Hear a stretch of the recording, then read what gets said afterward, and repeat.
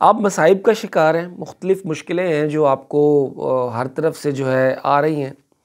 आप कोई भी कारोबार करने की कोशिश करते हैं, कोई भी कारोबार स्टार्ट करते हैं, थोड़ी देर चलता है, ऐसा महसूस होता है कि बहुत अच्छा चल रहा है।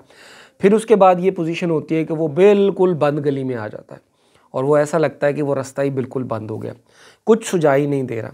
आप किसी फैमिली के मसले में फंसते हैं, उस मसले को हल करने की कोशिश करते हैं, तो वो मसला है कि बिल्कुल ही जो है वो फंसता ही चला जा रहा है, ठीक ही नहीं हो रहा, हल ही नहीं हो रहा। और आपकी ज़िंदगी में अंधेरे ही अंधेरे हैं, मायूसियाँ ही मायूसियाँ, कुछ सुझाई दे ही नहीं रहा, हर तरफ से आपको अंधेरे ही अंधेरे दिखाई देते हैं। यानी दूसरे लफ्ज़ों में आप अल्लाह सुब्हानहू व तआला की पकड़ में आ चुके हैं। तो ऐसी सूरत हाल में जब आपको हर तरफ से अंधेरे दिखाई दें, तो आपको क्या करना चाहिए? लोग आपको लेके जाएंगे कि जी आप पे काला जादू कर दिया है, लोग आपको कहेंगे किसी ने तावीज़ कर दिया, कोई कुछ कहेगा, कोई कुछ कहेगा, कोई किस तरह से आपको लेके जाएगा, कोई किस तरीके से लेके जाएगा। तो ये सारी चीज़ें जो है ना वो बिल्कुल फ़जूल हैं, कोई तावीज़ नहीं है, कोई काला जादू नहीं है, कुछ नहीं है आपके ऊपर। जो समझने की चीज़ है वो समझिए कि अल्लाह सुब्हानहू व तआला की पकड़ में है, क्योंकि कोई चीज़ अल्लाह सुब्हानहू व तआला की मर्ज़ी के बगैर हो ही नहीं सकती, इजाज़त के बगैर हो ही नहीं सकती। ये दिमाग में अपने बांध लीजिए। तो अब ज़िंदगी में ये मुश्किलात हैं, अंधेरे छा गए हैं, कुछ रास्ता सुझाई नहीं दे रहा, तो क्या करें? कुछ तो करना है ना। ऐसी क्या चीज़ है कि हम करें कि हमारे मामलात जो है वो हल हो जाएं? तो उसका हल बड़ा क्लियर है। अल्लाह सुब्हानहू व तआला ने ये चीज़ हमें कुरान मजीद में सिखा दी है, बता दी है। अब जिस तरीके से जो पर्सपेक्टिव मैं आप लोगों को बताने की कोशिश कर रहा हूँ, मैं बताना चाह रहा हूँ, उस बात को पूरी ज़रूर सुनिएगा, ताकि आपको अंदाज़ा हो जाए कि इस दुआ का जो मैं आपको बताने जा रहा हूँ एक पर्सपेक्टिव है, इसका पस मंज़र है और इसको किस तरीके से इंशाल्लाह मांगना चाहिए। तो आप देखेंगे कि आपके मसले जो है वो दिनों में नहीं, घंटों में इंशाल्लाह हल होने शुरू हो जाएंगे और आपके अंदर जो है वो सकीनत अल्लाह सुब्हानहू व तआला तारी कर देगा। ये मेरा अपना आजमाया हुआ नुस्खा है, ये मैंने देखा है, फ़ील किया, महसूस किया और किया भी है मैंने ये। तो इंशाल्लाह आपको इसके हवाले से ज़रूर डिटेल समझ में आएगी what I am going to say now.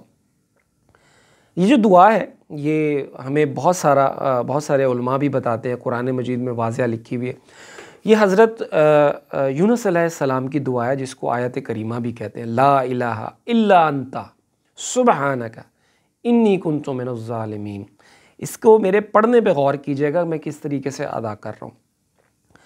तो ये दुआ का पस मंज़र देखिए, इसका पस मंज़र ये है कि हज़रत यूनुस अलैहिस्सलाम ने अपनी कौम को अल्लाह की तरफ से आने वाले अज़ाब के बारे में जो है वो ख़बर दे दी थी और उसके बाद उन्होंने अल्लाह सुब्हानहू व तआला के हुक्म का इंतज़ार नहीं किया और वो वहाँ से चल दिए और उनकी कौम ने अल्लाह सुब्हानहू व तआला के हज़ूर जो है दुआ की, गिरिया किया और इस्तग़फ़ार किया। उसके बाद अल्लाह ने उस कौम को बख्श दिया, अज़ाब नहीं लाए और हज़रत यूनुस अलैहिस्सलाम बग़ैर इजाज़त तलब किए वहाँ से निकल पड़े, अल्लाह की इजाज़त के बगैर उस बस्ती से निकल पड़े।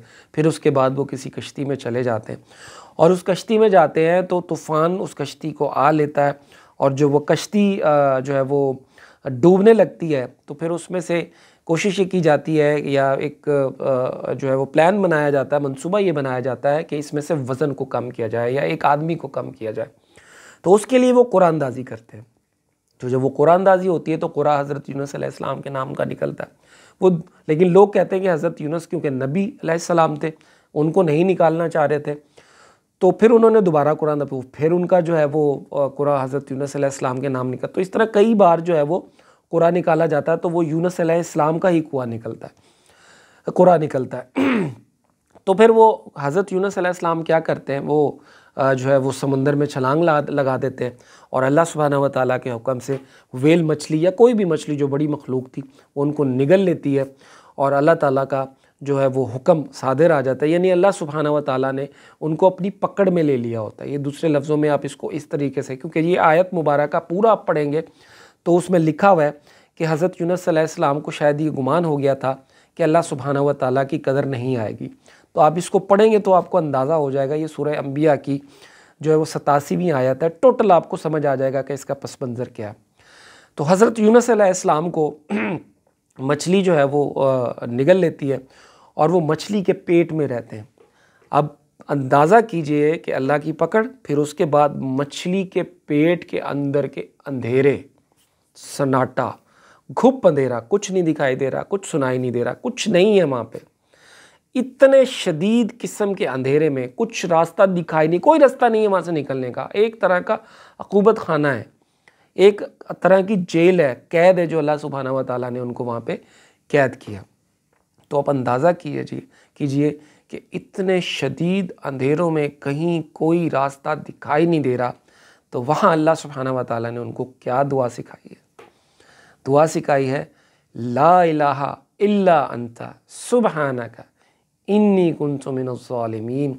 अब इस दुआ पे गौर कीजिए कि हज़रत यूनुस अलैहिस्सलाम अल्लाह सुब्हानहू व तआला को मुखातिब कर रहे हैं। वो क्या कर रहे हैं?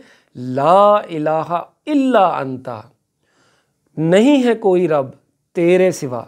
ये अल्लाह से डायरेक्ट बात कर रहे हैं, अल्लाह को मुखातिब कर रहे हैं। अब समझिएगा इस बात को कि मैं क्या कहना चाह रहा हूँ। वो अल्लाह को मुखातिब कर रहे हैं कि ऐ मेरे रब, तेरे सिवा कोई भी जो है माबूद नहीं है, कोई भी इबादत के काबिल नहीं है। फिर आगे क्या फरमा रहे हैं, क्या मुखातिब कर रहे हैं, अल्लाह को क्या कह रहे हैं? तू पाक है। अल्लाह सुब्हानहू व तआला तू पाक है, अल्लाह को मुखातिब कर रहे हैं कि तू पाक है। फिर उसके बाद क्या कह रहे हैं? अपनी बुराई, अपनी कमज़ोरी, अपनी लग़्ज़िशें, अपने अंदर जो कमज़ोरी हैं वो बयान कर रहे हैं, वो बता रहे हैं कि ए अल्लाह, बेशक मैं ही ज़ालिमों में से हूँ।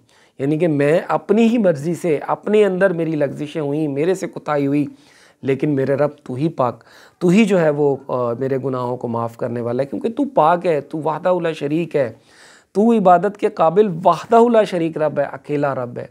अब अंदाज़ा कीजिए कि इस आया मुबारका में, इस दुआ में बात क्या हो रही है?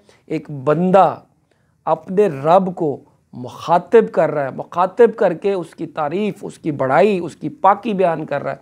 फिर उसके बाद अपनी मुश्किल या अपनी लग़्ज़िशें बयान करने के बाद अल्लाह के हज़ूर दुआ कर रहा है।